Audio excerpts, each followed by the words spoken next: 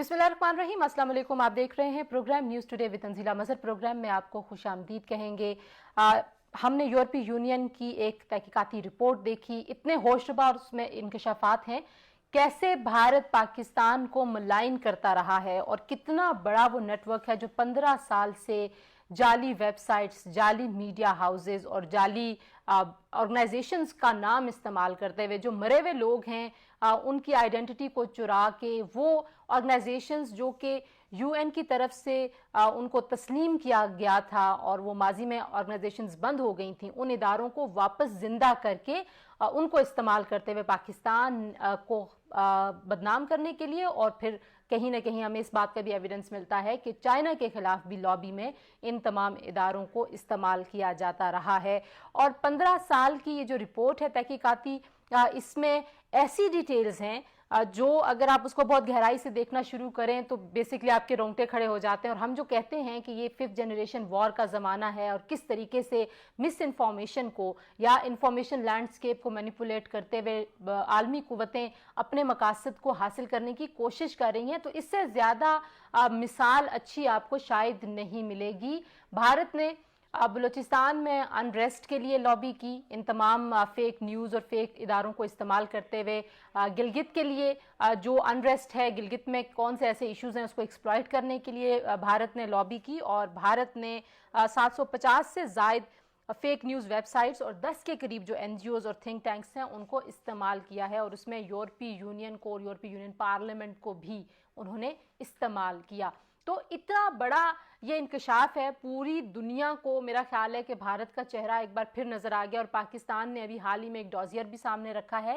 لیکن سب سے پہلے آج کے پروگرام میں ہم اس مس انفارمیشن اور ڈس انفارمیشن کے لینڈسکیپ کو انڈرسٹینڈ کرنے کی کوشش کرتے ہیں کہ کس طریقے سے عالمی قوتیں اس سارے جو ڈیجیٹائزڈ ہو گیا، جو ویب سائٹس ہیں، جو نیوز کا سائیکل اس کو استعمال کرتی ہیں۔ پھر دوسرے طرف اگر ہم دیکھیں تو پاکستان میں آج بہت اہم تبدیلیاں ہوئیں فیڈرل کیبنٹ میں۔ شیخ رشید صاحب جو کہ سینئر سیاستدان ہیں، ان سے ریلوے کا قلمدان لے لیا گیا اور ان کو وزیر داخلہ بنا دیا گیا۔ پی ڈی ایم کے جلسوں کو کیا ہم ایک نئی حکمت عملی کے تحت اب دیکھیں گے کہ حکومت ٹیکل کرنا چاہتی ہے، اس وجہ سے اعجاز شاہ کی جگہ شیخ رشید صاحب کو لایا گیا ہے؟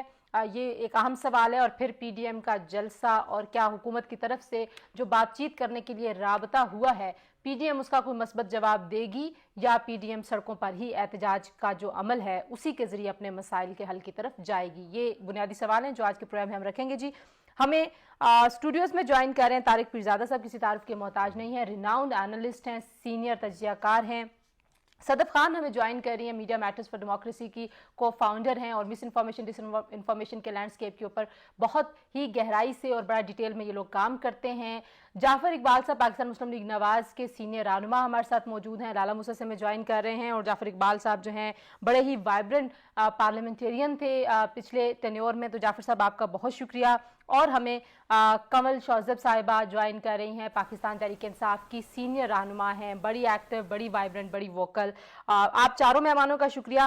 میں صدف سے، کیونکہ ہم نے ایک سیگمنٹ کے لیے ہی وقت لیا ہے، تو صدف سے میں سب سے پہلے اگر بات کر لوں، صدف یہ مس انفارمیشن اور ڈس انفارمیشن کا پورا جال کس طریقے سے پاکستان کے خلاف استعمال ہوتا رہا ہے، آپ اس کا امپیکٹ کیا دیکھتی ہیں؟ پوری دنیا فیک نیوز کے حوالے سے بڑی کنسرنڈ رہی ہے، تو اس طرح کے انکشاف، اس طرح کی تحقیقاتی رپورٹ کیا مس انفارمیشن اور ڈس انفارمیشن کے لینڈسکیپ کو امپیکٹ کرے گی لانگ رن میں؟ بالکل تنزیلہ، مجھے لگتا ہے کہ یہ جو رپورٹ ہے بہت خوفناک رپورٹ ہے، بہت ہولناک رپورٹ ہے، لیکن جو مجھے اس میں پازیٹیو نظر آ رہا ہے وہ یہ ہے کہ یہ رپورٹ شائع ہوئی اور ایک ایسا نیٹ ورک، ایک ایسا کام جو 15 سال سے جاری تھا وہ ایکسپوز ہوا۔ اس سے ظاہر ہے بھارت کی آئی ایم شور اس سے دنیا بھر میں ایک تو جگہ سائی بھی ہوگی، اور اس پہ کیونکہ کچھ آرگنائزیشنز اس میں ایسی شامل ہیں جو یو این ایکریڈیٹڈ تھیں، انہیں غلط طریقے سے ریوائیو کیا گیا اور یہ ساری چیزیں تھیں، تو یو این کو بھی جو پروسیس ہے جس کے ذریعے civil society N G Os وہاں ایڈمٹ ہوتی ہیں، اور جو سائیڈ ایونٹس وغیرہ ہوتے ہیں جہاں یہ پتہ چل رہا ہے کہ ان لوگوں نے جو ریزریکٹ کیے تھے، ایسے لوگ جو وفات پا چکے تھے، ان کی ایڈمیشن، ان کے اندر شامل ہونا، یہ سارے وہ کویسچنز ہیں جو صرف مس انفارمیشن ڈس انفارمیشن کے لینڈسکیپ کو کور کرے گا، بلکہ یہ جو رپورٹ ہے اس کی وجہ سے مجھے لگتا ہے جو یو این کے اندر سول سوسائٹی کو خود جانا ہے, ان کی جو شمولیت ہے اور ان کی طرف سے جو ایونٹس ہوتے ہیں ان کی اسکروٹنی وغیرہ بھی انکریز کی جائے گی. آئی تھنک آفیشیلی بھی پاکستان کو بہت سیریس اس کا نوٹس لینا چاہیے, اور بھارت سے یو این کو بھی, اقوام متحدہ کو بھی جواب طلب کرنا چاہیے کہ یہ کس طرح سے ہو سکتا ہے کہ ایک ملک اس طرح اتنی زیادہ فیک پروفائلز بنا کے اور فیک لوگوں کو آگے رکھ کے پروپیگینڈا کرنے کی کوشش کرے, کنونس کرنے کی کوشش کرے. یہ اس پورے سسٹم کو ڈی لیجیٹمائز کرنے جیسی بات ہے. تو ایم شیور اس کا امپیکٹ پولیٹیکل بھی ہمیں نظر آئے گا, اور ظاہر ہے جو انٹرنیٹ کا لینڈسکیپ ہے, ڈیجیٹل لینڈسکیپ ہے, اس کے اوپر یہ ڈیبیٹ بہت زیادہ سیریسلی اب ہمیں کرنی پڑے گی کہ جب اسٹیٹس اس طرح سے انوالوڈ ہیں تو اس کو کاؤنٹر کرنے کے لیے, اس پروپیگینڈا سے بچنے کے لیے, اس کو سمجھنے کے لیے کس طرح کے اقدام ہمیں لینے پڑیں گے, کیونکہ صرف بلاک کر دینا یا سینسر کر دینا تو اس بات کا ڈیفینیٹلی آنسر نہیں ہے. اچھا, ایک اور جو پوائنٹ میں آپ سے پوچھنا چاہتی ہوں صدف, کہ آپ سوشل میڈیا کے بڑے اداروں کے ساتھ براہ راست ایڈوکیسی پہ کام کرتی ہیں, آپ کو لگتا ہے کہ جو بڑے ادارے ہیں یا جو انٹرنیٹ کی کمپنیز ہیں ان کو بھی کوئی اسکروٹنی کرنی پڑے گی کہ کون ویب سائٹ بنا رہا ہے, کیسے اس کو استعمال کیا جا رہا ہے اپنے پولیٹیکل مقاصد کے لیے, یا آپ کو لگتا ہے کہ وہ ایک مشکل کام ہوگا؟ دیکھیے تنزیلہ, مشکل تو ہے, لیکن اٹس ویری امپورٹنٹ کہ جو کارپوریٹ ادارے ہیں, فیس بک جیسے, ٹویٹر جیسے, دیگر جو بڑے کارپوریٹ ادارے ہیں, ان کی اپنی ٹرانسپیرنسی اور ان کی اپنی جو میکینزمز ہیں اس کے اوپر پبلکلی ڈیبیٹ ہو, کویسچنز اٹھائے جائیں, کیونکہ یہ ظاہر اسکروٹنی کرنا اتنا آسان کام نہیں ہے. لیکن جب ایسی باتیں سامنے آتی ہیں, ایسی ریولیشن سامنے آتی ہیں, انویسٹیگیشنز ہوتی ہیں, تو یہ ضرور ہوتا ہے کہ وہ کنٹریز جو بڑی مارکیٹس ہوں, جہاں پہ ان کمپنیز کا ریونیو زیادہ آتا ہو, ان کو پریفریبل ٹریٹمنٹ دینا وہ بنتا ہے, وہ جاری رہتا ہے. فیس بک کے حوالے سے انڈیا میں پچھلے سال ایک بہت, بلکہ اسی سال کے شروع میں ایک بہت بڑی خوفناک رپورٹ سامنے آئی تھی, جس کے اندر یہ بتایا گیا تھا کہ وہ سیاست جان جو مسلمانوں, انڈین مسلمانوں کے خلاف ہیٹ سپیچ کے اندر اور انسائٹمنٹ کے اندر انوالو تھے, ان کے خلاف تشدد جذبات کو بھڑکا رہے تھے, جب فیس بک کی انٹرنل ٹیم نے بھی اس کو ان لوگوں کے اکاؤنٹس کو ڈیلیٹ کرنے, اس مواد کو ریموو کرنے کی بات کی, تو جو پالیسی انچارج تھی آنکی داس پاکستان فیس بک کی انڈیا میں, انہوں نے یہ کہہ کر اس مواد کو رہنے دیا اور ان لوگوں کو نہیں ریموو کیا کہ یہ گورنمنٹ کے لوگ ہیں, یہ ان کو ان کی چیزیں اگر آپ ریموو کریں گے یا ان کو آپ بلاک کریں گے تو گورنمنٹ کی طرف ایک ہاسٹائل ایکشن ہوگا, اور فیس بک کے اپنے انٹرسٹ کے لیے بھارت میں یہ چیز شاید اچھی ثابت نہ ہو سکے. ٹھیک ہے, تھینک یو سو مچ صدف. آپ کہہ رہی ہیں کہ جو ویسٹڈ انٹرسٹ ہے سوشل میڈیا آرگنائزیشنز کے, اس کی وجہ سے بہت زیادہ کارروائی شاید ممکن نہیں ہوگی, لیکن اسکروٹنی کرنی پڑے گی. کمل شوذب صاحبہ, بہت ہی زیادہ ہوش ربا قسم کے انکشافات ہیں. میں ابھی طارق پیرزادہ صاحب سے کہہ رہی تھی کہ لگتا ہے ہم کو فلمی مواد دیکھ رہے ہیں, اور حقیقت میں ایسا ایک ملک کیسے کر سکتا ہے؟ کیا پاکستان جو اپنی لابی کر رہا تھا پہلے, ایک ڈوزیئر ابھی کچھ دن پہلے بھی وزیر خارجہ نے سامنے رکھا تھا عوام کے, اب آپ سمجھتی ہیں کہ پاکستان کو کچھ اور لائنز کے اوپر بھی سوچنے کی ضرورت ہے, اور یہ جو رپورٹ سامنے آئی ہے اس کے اوپر کیا آفیشیل سٹانس ہوگا پاکستان کا؟ بسم اللہ الرحمن الرحیم. Thank you very much Tanzeela. دیکھیں, آپ بڑے عرصے سے سن رہی ہیں, اور ہمارے normally D J I S P R صاحب اس بات کو بار بار کہتے رہے ہیں کہ پاکستان یا پوری دنیا میں اس وقت 5th جنریشن ہائبرڈ وار فیئر چل رہی ہے. یعنی پریزنٹلی آپ کو جانے کی ضرورت نہیں, بٹ تھرو میڈیا اور through different mediums of media ایک باقاعدہ اٹیک آپ کے دشمن ممالک اپنی پالیسیز کے تھرو لانچ کرتے ہیں اور پروپیگنڈا اور لابی کرتے ہیں. یہ اس کا منہ بولتا ثبوت ہے, اور 15 سالوں سے یہ ہو رہا ہے کہ کوئی ڈیڈ این جی اوز یا فیک این جی اوز جو کہ ایگزسٹ نہیں کرتی لیکن ان کا نام یوز کیا گیا, ایک فیک میڈیا کے تھرو جو ہے وہ اوریجنل میڈیا کو اپروچ کیا جاتا ہے, اس کو غلط میٹیریل فیڈ کیا جاتا ہے, اور پھر 750 ایسے میڈیا چینلز ہیں جن کے تھرو وہ جو کہ فیک ہے, وہاں سے یہ اصلی میڈیا تک چیزیں پہنچتی ہیں. یہ پروپیگنڈا کی ایک ایکسٹریم فارم ہے, اور میں سمجھتی ہوں کہ یہ ابھی پہلی قسط ہے جو ہمارے تک پہنچی ہے. اگر یہ اس لیول پہ آپریشنز چل رہے ہیں, اور 15 سالوں سے انہوں نے ایک بالکل سیپ ان کیے ہوئے مختلف سسٹمز کے اندر, تو ابھی تو بہت ساری چیزیں ہوں گی جو شاید بعد میں ریویل ہوں, لیکن ہمارے لیے یہ بہت بڑی ویک اپ کال ہے کہ پاکستان کے اندر سے بھی انٹرسٹ ان کے واچ ہو رہے ہیں. ان کو پریکٹیکلی کلبھوشن یادو جیسے لوگوں کو یہاں بھیجنے کی ضرورت ہی نہیں. پاکستان کے اندر میڈیا کی انڈسٹری میں فیک میڈیا اکاؤنٹس کے نام پہ, این جی اوز کے نام پہ उनका जो कारोबार है या जो वो चाहते हैं पाकिस्तान को जिस तरीके से टारगेट करना वो तो हो रहा है। सही। इंटरनेशनली ह्यूमन राइट्स के अम्ब्रेला के अंडर जिस तरीके से हमने देखा पिछले 1-2 सालों में टारगेट किया गया प्रेजेंट गवर्नमेंट को भी, और फिर उसके बाद उसकी लॉबीज हमने देखा कि कभी यूएन तक पहुंच रही हैं, कभी किसी खास मुल्क के वहां फीडिंग हो रही है, तो ये अनयूजुअल थी। ठीक है जाफर इकबाल साहब, पहला जो कमेंट आपसे मैं चाहूंगी कि किस तरीके से अब पाकिस्तान की फॉरेन पॉलिसी में इन पहलुओं को भी सामने रखा जाना चाहिए कि कैसे, हम हमेशा कहते हैं इंडियन लॉबी बड़ी मजबूत है, इंडियन लॉबी बड़ी स्ट्रांग है, आज हमें पता चला कि इंडियन लॉबी, पता तो खैर पहले भी था लेकिन ये सबूत अब सामने आ गए कि इंडियन लॉबी किस तरीके से सब कुछ झूठ को फैलाते हुए और अपने पैसा लगा के पाकिस्तान को मलाइन करती है। तो अब क्या करना चाहिए पाकिस्तान को आपके ख्याल में? जाफर साहब। देखिए, हम इंडिया से कोई ऐसी तवक्को रखें कि वो पैसा ना खर्चे, वो पॉलिसी ना बनाए और वो हमारे खिलाफ काम ना करे, ये कैसे मुमकिन है? हमारा उनका जो मसला है और हमारा और बाकी सारी दुनिया के साथ जो मसला है वो बड़ी सादा सी बात है कि हम एक इस्लामी एटमी कुव्वत हैं। हम ला इलाहा इल्लल्लाह मुहम्मदुर रसूलुल्लाह की बुनियाद पे बनने वाला मुल्क है और इंडिया ने ये सब कुछ किया, इससे ज्यादा बहुत कुछ किया, और हम जो है वो उन चीजों का दोनों तरह से हमने मुकाबला करना है। एक तो ये कि जो अपने वसाइल हैं उनको इस्तेमाल करते हुए हम ऐसा प्रोपोगेंडा भी और उनका मुतबादल भी और उसका जवाब भी, और दूसरा हम अपनी दुनिया के अंदर जो हमारे दोस्त ममालिक हैं जो हमारे साथ खड़े होते हैं उनके साथ इस तरह के रवाबित बनाएं और इस तरह के म्यूचुअल इंटरेस्ट बनाएं कि उनको हमारे मफाद के लिए काम करना पड़े। और इंडिया ने क्या फेक बनाया? इससे ज्यादा कुछ फेक बनाया होगा, इससे ज्यादा नेटवर्क होंगे, इससे ज्यादा अंदाज में वो काम करता रहा। जब रूस जो है अफगानिस्तान के अंदर से गया, जब अफगानिस्तान के अंदर अमेरिका अपनी इजारादारी बना के बैठा, तो उस वक्त कुछ 7 से 8 कॉन्सुलेट अफगानिस्तान के अंदर भारत के काम कर रहे थे जो मेरे मुल्क के बॉर्डर के बिल्कुल करीब काम कर रहे थे जी। और वो वहां से केपीके हो, वहां से बलोचिस्तान हो, पंजाब सिंध हो, जीबी हो, वो अपने पूरे नेटवर्क के साथ काम करते रहे।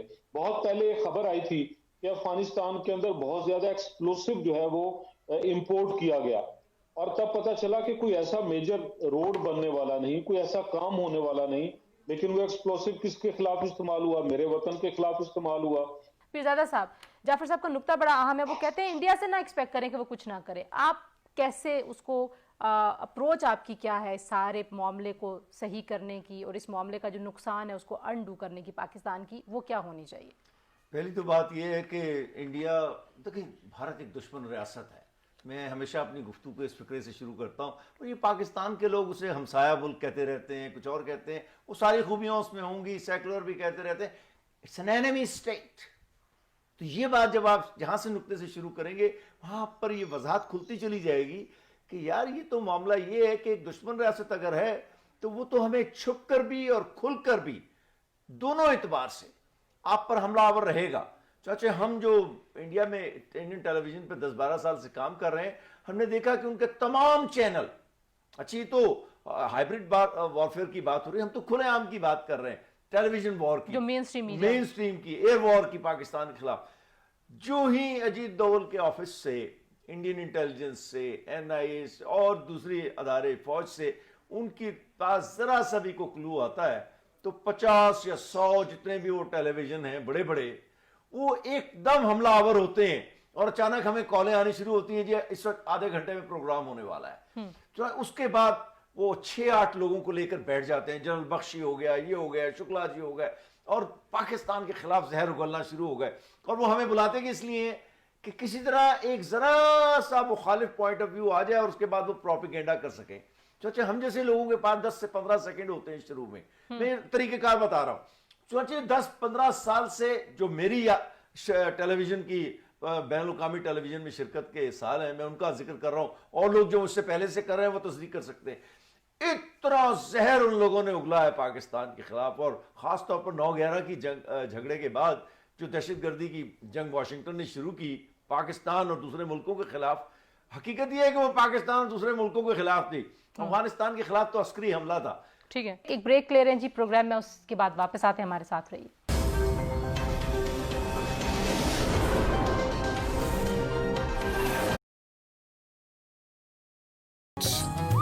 پاکستان ایکسٹرا چاکلیٹی ایسے کے باہر جانے میں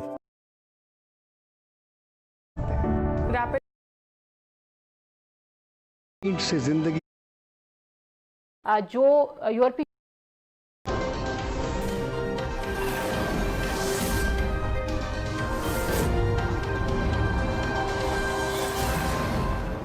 جی پروگرام میں ایک بار پھر آپ کو خوش آمدید کہیں گے.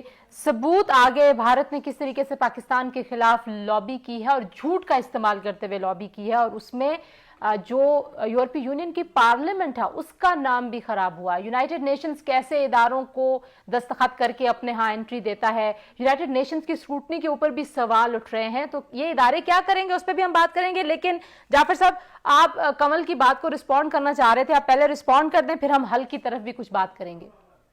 میں یہ گزارش کرنا چاہ رہا تھا کہ شاید خاقان عباسی صاحب کا نام لیا اور کہا, تو اب ہم دوبارہ اس بحث میں پڑ جائیں گے اور پڑھنا چاہیے کہ نہیں پڑھنا چاہیے کہ جب انتخابات انڈیا میں ہو رہے تھے تب کس نے یہ ہاتھ اٹھا کے دعا مانگی تھی کہ مودی آ جائے تو وہ بہت بہتر ہے اور پھر بہت سارے مسائل حل ہو جائیں گے.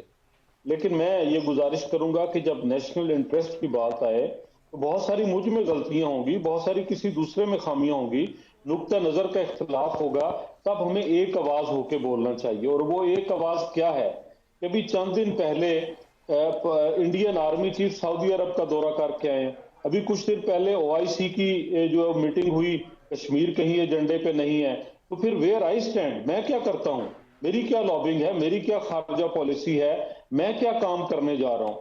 دیکھیے دنیا نے آپ کو مختلف نام دیے, آپ نے وہ قبول کیے, کبھی آپ کو فنڈامنٹلسٹ کہا, کبھی آپ کو دہشت گرد کہا, کبھی کوئی تصویر بنا کے دکھائی, آپ نے وہی دیکھی. اب ہمیں کیا کرنا چاہیے, ہمیں سب سے پہلے اپنے ملک کے اندر ایک قومی پالیسی, اور قومی پالیسی سیاسی استحکام سے بنتی ہے. ٹھیک ہے, کمل صاحبہ, حکومت کی طرف سے رابطہ بھی ہوا ہے اس وقت PDM کے رہنماؤں سے بات چیت کرنا, اور اس میں یہ کہا گیا کہ کیسز کے علاوہ بہت سارے ایشوز پہ بات ہو سکتی ہے. آپ سمجھتی ہیں کہ اس رپورٹ کا سامنے آنا بھی ایک موقع ہو سکتا ہے کہ حکومت جو ہے وہ تمام اداروں کو, تمام جماعتوں کو اکٹھا بٹھائے اور دیکھے کہ کیسے رسپونڈ کرنا ہے, اور جو ادارے ملوث ہیں اور جن ملکوں کے لوگوں کو استعمال کیا گیا ہے ان کے ساتھ کس طریقے سے ٹیک اپ کرنا ہے اس کو؟ دیکھیں, آپ کے ساتھ بڑے آنریبل گیسٹ بیٹھے ہوئے ہیں, یہ میرے سے زیادہ بہتر جانتے ہیں, انالیسس کرتے ہیں. جب آپ کے یہاں پٹھان کوٹ کا معاملہ ہو, جب ممبئی اٹیکس ہوں, تو آپ ان کو بیل آؤٹ کریں, آپ ان کی بات نہ کریں, بجائے اس کے آپ الٹا اپنے ملک کو اس وقت دہشت گرد گنوائیں. پھر آپ کس منہ سے کہہ رہے ہیں کہ آپ کو فنڈامنٹلسٹ کا یا ریڈیکلائزڈ یا دہشت گرد کے خطاب ملتے رہے تو آپ ایکسیپٹ کرتے رہے؟ آپ نے تو آن ریکارڈ جا کے ایکسیپٹ کیے. آپ کی ایکسیپٹنس کو ICJ میں جا کے چیلنج کیا گیا, دکھایا گیا بطور ایویڈنس کے. آپ بول دیجئے گا نا, آپ اپنی جعفر صاحب آپ جواب دیجئے گا. لیکن اچھا میں تھوڑا سا انٹروین کرنا چاہتی ہوں. کمل چلیں, میرا خیال ہے کہ بات کمپلیٹ کرنے دیں. تنزیلہ مجھے بات پوری کرنے دیں. جب بات شروع ہوتی ہے, حقائق اگر ان سے برداشت نہیں ہو رہے, حقائق ان سے برداشت نہیں ہو رہے, تو اس کا یہ مطلب نہیں کہ حقائق بدل جائیں گے. حقائق یہی کہتے ہیں کہ اس وقت بھی حسین حقانی اس طرح کے نیٹ ورک کو لیڈ کریں جن کے ساتھ 11 کم از کم اور جرنلسٹ ہیں جو باہر سے بیٹھ کے پاکستان کے خلاف پروپیگنڈا کرتے ہیں. اور پھر اس کے بعد آپ فورن میڈیا, جو فیک میڈیا بھی نکلا, 750 کے قریب ایسے اکاؤنٹس پکڑے گئے, ان کا آپ حصہ اگر بنیں گے, ہیومن رائٹس کے نام پہ آپ اپنے ملک کو باہر جا کے بدنام کریں گے, تو ہم آپ سے سوال ضرور پوچھیں گے کہ آپ کے دور حکومت میں کیا پالیسی تھی, کیوں خاموشی اور سائلنس کی پالیسی, اب حکومت کیا کرے گی, پالیسی کو بنایا گیا. اب یہ حکومت ہی کے تو نتائج ہیں. ہم ڈوزیئرز بھیج رہے ہیں تو ان کو تکلیف ہو رہی ہے. ہم انڈیا کے خلاف کھڑے ہو کے بات کریں تو کہتے ہیں جی کشمیر دے دیا, آپ کس کے ہاتھوں میں پھر کھیلتے ہیں؟ آپ مجھے بتائیں، پی ڈی ایم کے آپ کو اسٹیٹ سے وہ باتیں سنائی دی جو آپ کو یو این میں انڈین میڈیا یہ آپ کو پروپیگنڈا کرتا ہے وہ سنائی دیا، بلوچستان کو آزاد کرنے کا نعرہ پی ڈی ایم کے اسٹیٹ سے لگا، پاکستان کے خلاف نعرہ پی ڈی ایم کے اسٹیٹ سے لگا۔ ٹھیک ہے کمل، آپ مجھے بتائیے کہ پوائنٹ آ گیا کمل، ان کا اور اس فیک میڈیا کا نیریٹو ایک کیوں ہوتا ہے؟ آپ نے ویلکم کیا۔ اچھا کمل آپ کو پوائنٹ آ گیا پلیز، اچھا ٹھیک ہے جعفر صاحب گفتگو کی جی کمل آپ کا لیکس آتی ہیں، آپ اپنی پہلے بھی آپ نے اپنی فوج کو بدنام کیا، اب آپ اسمبلی میں کھڑے ہو کے اپنی فوج کو بدنام کرتے ہیں۔ آپ کا اور انڈین میڈیا کا سٹانس تو ہمیں ایک جیسا نظر آتا ہے، پھر آپ کس طریقے سے ہمیں کہہ رہی ہیں کہ پی ڈی ایم سے جا کے بات کریں؟ اچھا کمل ایک سیکنڈ ہولڈ کیجئے گا ذرا، ایک سیکنڈ، یہ پہلے ہی اچھا کنوینس ہے۔ ٹھیک ہے کمل ذرا مجھے موقع دیں کہ آپ دونوں کیونکہ مسلسل بول رہے تھے تو پیرزادہ صاحب آپ نے بات تو سن لی ہے، اگر یہ لڑائی ہم اپنے گھر میں ہی لڑتے رہیں گے تو پھر جس فورم پہ میں بات کر رہی ہوں کہ اس کا کوئی حل تلاش کرنا ہے پاکستان کو، جعفر صاحب کے اس پوائنٹ سے تو ایگری کرنا چاہیے کہ جب تک آپ اکٹھے ہو کے بات نہیں کریں گے اور اندر لڑائیاں لڑتے رہیں گے تو شاید آپ کا سٹانس کوئی مانے گا نہیں، تو حل کیا ہے؟ پہلے تو دو تین نکات حل کی طرف لے جاتے ہیں، اس کا ذکر کرتے ہیں، پھر میں تھوڑا سا جعفر صاحب اور تجھے کچھ کمل کے متعلق کی بات کے متعلق کہوں گا۔ دیکھیں اس لیے کہ بھارت نے یہ تمام سب کچھ کیا ہے، وہ تمام باتیں کرنا ہم پر حرام نہیں ہے۔ ٹھیک ہے آپ بھی جدید دور کے انہی ہتھیاروں کو استعمال کریں، آپ کوئی مقدس ریاست بننے کی ضرورت نہیں ہے، استعمال کریں، وہی ففتھ وارفیئر کریں، بھارت کو صحیح انداز میں کشمیر پر بے نقاب کریں جو کہ ٹھوس مسئلہ ہے مقبوضہ کشمیر پر، اور اس کے یہ نہیں ہے کہ جناب ایک دن ایک بات کا ذکر کر دیا بھارت کی ایک معاملے کا اور اس کے بعد 10 دن خاموشی ہو گئی، اس کے بعد پھر ایک معاملہ کھڑا ہوا، پھر 2-3 دن برا کہا، پھر 365 دن یا 6 مہینے خاموشی ہو گئی۔ تو خالی باتیں کرنے سے نہیں کام ہوگا، دونوں طریقے سے مقبوضہ کشمیر کا کھلے عام ذکر کرنے سے دنیا میں آپ کے سفارتکار کام کرتے ہوئے نظر آنے چاہیے، آپ کی کانفرنسیں بین الاقوامی کانفرنسیں اسلام آباد میں 2 ہونی چاہیے ہر مہینے، آپ کا وزیر خارجہ جو ہے وہ متحرک نظر آنا چاہیے، اور بھارت کو متعلق یہ کہنا مجھے بڑا افسوس ہوتا ہے بعض اوقات کہ دیکھیں یہ ابھی ایک بات وزیر خارجہ نے کہی تھی کہ ہم بھارت کے متعلق یہ نہیں کہہ سکتے، ابھی ایک ٹی وی پر میں کیا دہراتا وہ اچھا نہیں لگتا، بات یہ دشمن ریاست جو آپ کے نہ صرف علاقے پر قابض ہے، آپ کے نئے نقشے کے مطابق، ہمارا نیا نقشہ کہہ رہا ہے کہ مقبوضہ کشمیر ہمارا علاقہ ہے، اس سے پہلے ہم نے اسے یہ کہا تھا کہ یہ صرف متنازع ہے متنازع لیکن ہے ہمارا، یہ ہمارے موقف میں ایک تبدیلی ہے اور بڑی مثبت تبدیلی ہے، ہم نے تو اس کے متعلق بھارت کو بے نقاب کرنا ہے، چنانچہ آپ پوری ففتھ جنریشن وارفیئر ان کے خلاف لڑیں، اس سے بھی زیادہ لڑیں، 1300 ویب سائٹس بنائیں، اور بھارت دیکھیں بھارت جھوٹ کی بنیاد پر قائم ایک ریاست ہے۔ چلیے میں آپ کو اور ذرا برہنہ انداز میں بات کرتا ہوں، تو ایک بات ہو گئی، دوسری بات جہاں تک یہ نواز شریف میں واپس آ رہی ہوں نواز شریف والے پوائنٹ پہ میں آپ سے پوائنٹ لوں گی، ایک بریک، جی بریک، ایک بریک لے رہے ہیں جی پروگرام میں، اس کے بعد واپس آتے ہیں، ہمارے ساتھ رہیے۔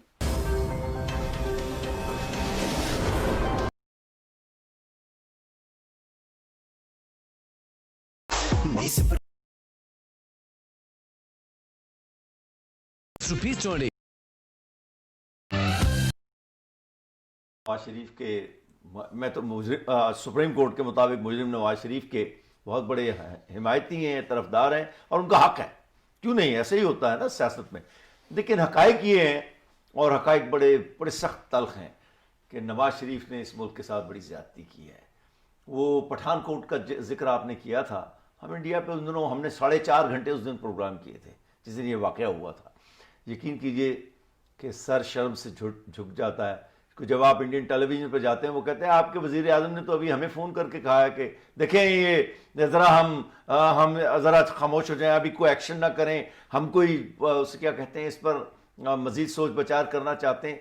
تو آپ نے اپنے آپ کو ایک اعترافیہ انداز میں مجرم کہہ کر گفتگو شروع کی ہے، اور بجائے اس کے کہ آپ اپنی افواج اور انٹیلیجنس کے اداروں سے بات کرتے، اور اس کے بعد تو نواز شریف صاحب اس زمانے میں سری لنکا میں تھے جب انہوں نے براہ راست مودی کو فون کیا تھا، اس کے بعد وہ پیلی گلابی پگڑیوں والا معاملہ آیا افغانستان سے، جب وہ واپس آئے کلبھوشن کے معاملے پہ انہوں نے کبھی یونائیٹڈ نیشنز میں زبان نہیں کھولی، اور یہ وقت نے ثابت کیا ہے، اس میں کوئی شبہ نہیں ہے کہ جو موقف افواج پاکستان سے، میرے 10 اختلافات ہیں، ہر ملک میں ہر لوگوں کے ہوتے ہیں، لیکن انہوں نے جو موقف اختیار کیا ہے افواج پاکستان کے متعلق وہ بڑا بھیانک ہے.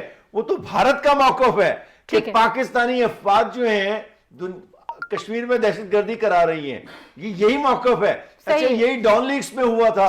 تو میں ایک فکرہ کہہ دوں جلدی، نواز شریف میرے نزدیک، میں کسی تعصب کے بغیر بات کر رہا ہوں، اپنے 4 سالہ دور حکومت میں اور اس کے بعد خاقان عباسی بھی، یہ لوگ نئی دہلی کے اسلام آباد میں نمائندہ، وہ نئی دہلی کا اسلام آباد میں نمائندہ تھا، اس نے بھارت کی خدمت کی ہے، میں نے ثبوت دے کر بات کی ہے. کمل، اگر آپ ایک بڑی سیاسی جماعت کو یا کسی بھی سیاسی جماعت کو، ایک کی بجائے بہت سارے لیڈرز کو اگر آپ را کا ایجنٹ، انڈیا کا ایجنٹ کہیں گے، آپ کو نہیں لگتا کہ پاکستان کے اندرونی سیاسی خلفشار بڑھتا رہے گا؟ بیٹھ کے بات کرنی چاہیے، آپ کرنا چاہیں گی، نہیں کرنا چاہیں گی؟ آپ کی جماعت، آپ سے مراد آپ کی جماعت ہے، اس موضوع کے اوپر کیا پالیسی ہوگی حکومت کی؟ دیکھیں، اگر کوئی لیڈر اپنے آپ کو کہنے والے سیاستدان اسمبلی میں کھڑے ہو کے انڈیا کا مقدمہ لڑیں گے اور اپنی فوج کے سپہ سالار کے خلاف بیانات دیں گے، اپنی وکٹریز کو وہ کلیم کریں گے کہ وکٹری نہیں تھی، اس دن تو ہم بہت پریشان تھے، آپ ان کو کیا کہیں گی؟ آپ ان کو محب وطن لیڈر کہیں گی؟ آپ انہیں 100 توپوں کی سلامی دیں گی؟ یا آپ کے اندر کے وہ جذبات بڑھیں گے جو میں ابھی بیان کر رہی تھی کہ آپ کی پالیسی کس کے ساتھ چل رہی ہے؟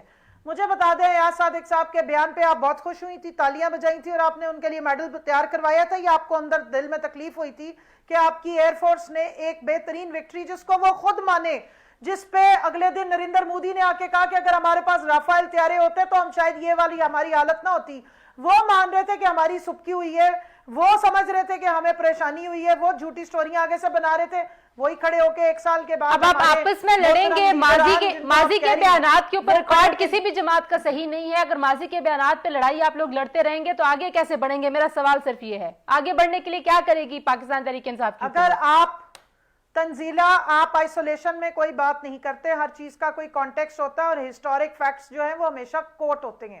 اگر کسی جماعت کے لوگوں کا ایک ٹریک ریکارڈ یہی ہے کہ وہ وہی پالیسی لیتے ہیں جو ہمارے دشمن ملک کو سوٹ کرتی ہے، مجھے بتا دیں کہ ہم ان کو چینج تو نہیں کر سکتے، یہ تو ان کو خود اپنا احاطہ کرنے کی ضرورت ہے. آپ مجھے بتائیں، سقوط کشمیر کا لفظ استعمال کرنے کا کیا مطلب ہے؟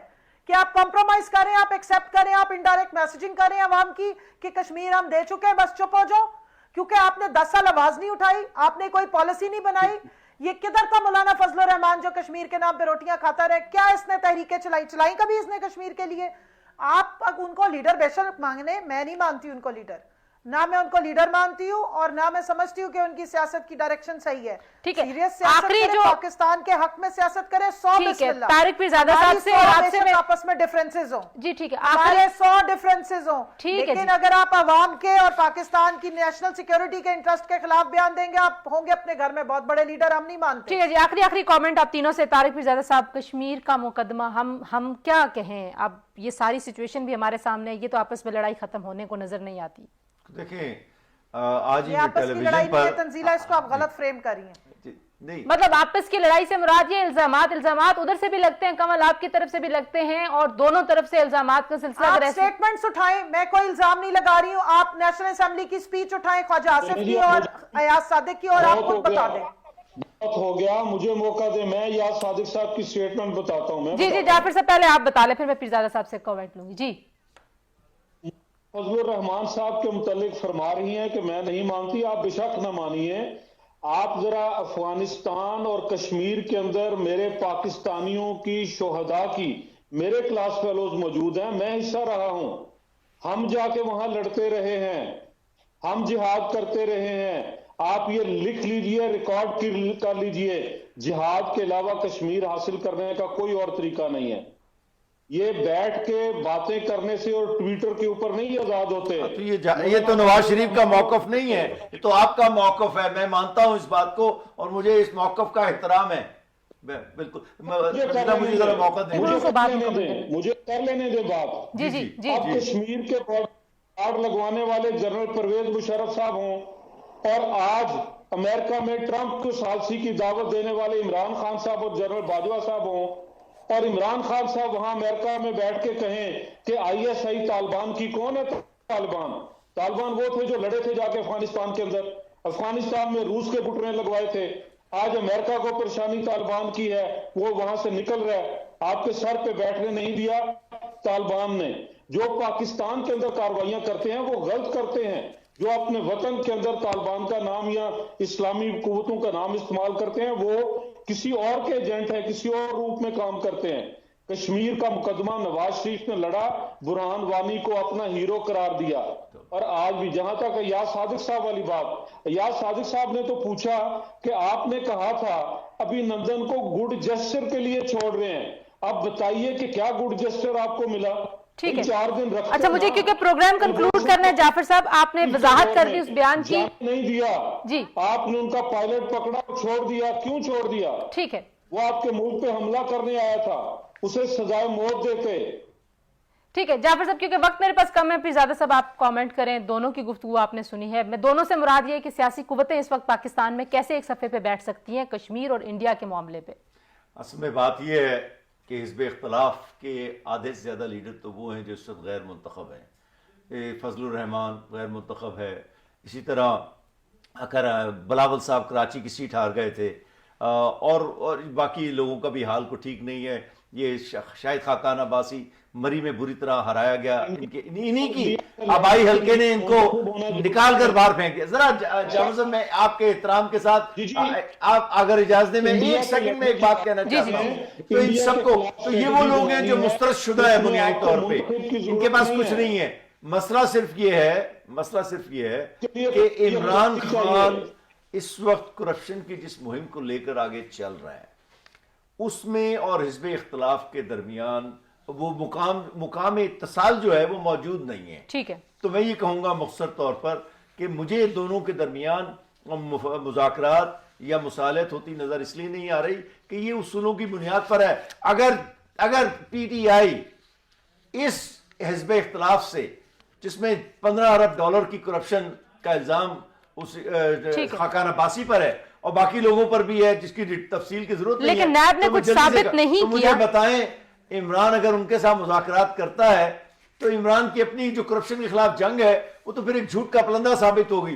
دوسری بات کشمیر کا مسئلہ، کشمیر کے مسئلے پر ایک ہی حل ہے.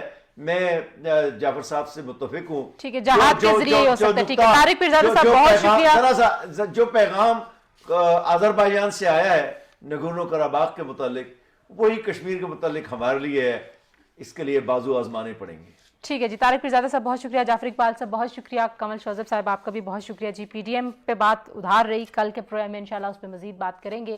اس وقت انڈیا جس طریقے سے ایکسپوز ہوا ہے، پاکستان میں ایک سیاسی استحکام کی ضرورت یقیناً ہے. اگر کوئی کہتا ہے کہ سیاسی استحکام ملکوں کے اندر نہ ہو اور وہ باہر اپنے مقدمے اچھے طریقے سے لڑ سکتے ہیں تو وہ غلط کہتا ہے، کیونکہ دنیا کی تاریخ اس بات کی گواہ ہے. وہ ممالک جو اندرونی طور پر مستحکم ہوتے ہیں وہی اپنی فورن پالیسی میں بھی کامیابیاں حاصل کرتے ہیں. اپنا بہت سارا خیال رکھیے. اللہ حافظ.